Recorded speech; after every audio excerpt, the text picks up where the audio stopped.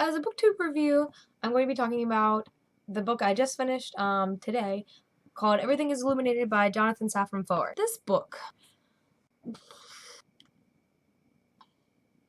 I know for sure that I did not like it, but the reasons I didn't like it are a little, I'm not exactly sure why. So the plot of it is, it's about a guy who is on a journey to try to find the woman who helped save his father from the Nazis during World War II. Which, of course, sounded interesting to me, which is why I read it. But the way it was executed did not convey the story exactly like that. So the book is broken up into certain parts. Part of it is the history of this one town and some of the people in it. Other parts of the book are told from the point of view of the Ukrainian guide who is the translator for the man on the journey, and it's told from his perspective, so it's pretty much telling the trip as it goes. Another part of the book is talking about the main character's grandfather. So my first problem is that I thought this was going to be nonfiction, but then I find out it's loosely based fiction, I guess. Like, yes, the author of the story went on a journey to the Ukraine to find the woman who saved his grandfather, but the trip didn't go down that way. There was no translator like this.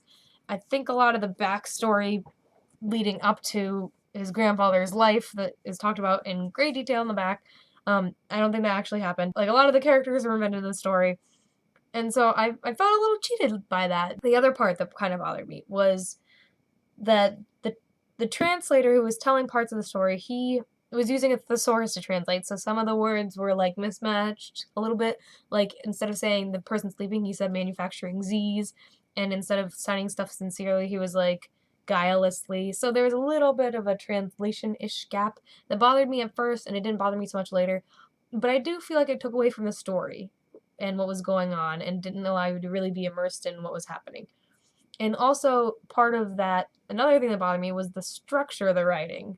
Like, sometimes, and I realize that for me, when I read stuff, I don't really read stuff that critically. I kind of lose points for that because I don't really get into the deeper meaning of stuff. Or sometimes that even means I don't really find things funny that other people normally would, because I don't really, I don't know, I don't immerse myself like that in the story. I'm just kind of like there watching. It's weird.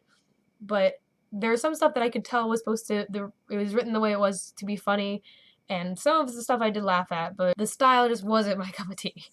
And I feel like that also robbed from the story. Another thing that I thought kind of took away from the story was that he kind of talked about stuff from the past a little bit too in depth, and it kind of took away from the story I was more interested in. Like, he talked about the history of the town and how it came to be, and about his grandfather's sexual escapades. Those boiled down to not being that important at the end of those chunks of the story. And then when you did get to the part of the story that was like the interesting part of finding this woman,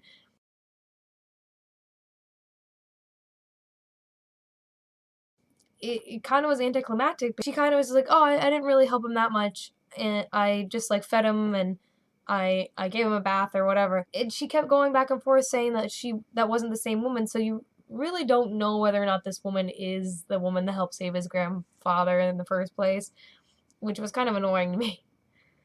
The parts I did actually like was some of the trip was funny, and I did like the way some of the more heartfelt portions of the book were revealed, and I did like the more heartfelt portions of the book, like the relationship between the translator and his grandfather becoming closer, and some of the parts when they were talking about they didn't really talk about the Holocaust itself, but when the Nazis came into the town and started destroying everything, those parts I liked because it really showed how awful things were, and it was like a really horrible, but at the same time well-written account of what was going on.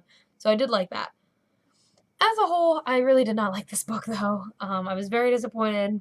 And I read Jonathan Safran Foer. He wrote Eating Animals, and that has really shaped my views about the way I view a lot of things, and also about my diet. So I was expecting this to be really good, especially because the plot sounded like it was going to be really good.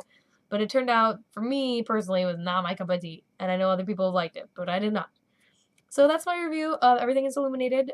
Feel free to leave comments and let me know how you felt about the book, and if you think that I'm an idiot or whatever, that's okay. We're all allowed our own opinions. Hope you enjoyed it. Love you guys. Bye!